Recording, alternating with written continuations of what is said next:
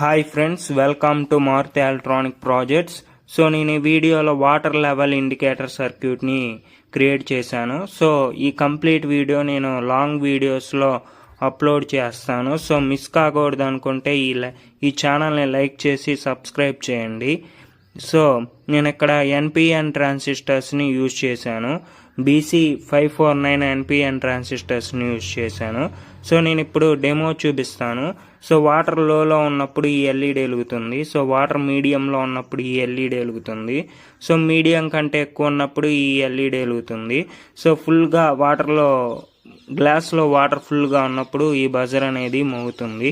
So నేను మీకు demo చూపిస్తాను. సో ఇప్పుడు వాటర్ పోసి డెమో అనేది చూపిస్తాను మీకు. సో వాటర్ని నేను పోస్తున్నాను.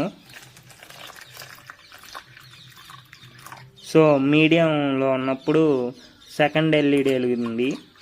సో ఇప్పుడు మీడియం కంటే హై ఉంది కాబట్టి థర్డ్ ఎల్ఈడి వెలిగింది. సో ఇప్పుడు నేను ఫుల్గా పోస్తున్నాను వాటరు. సో బజర్ అనేది మోగుతుంది.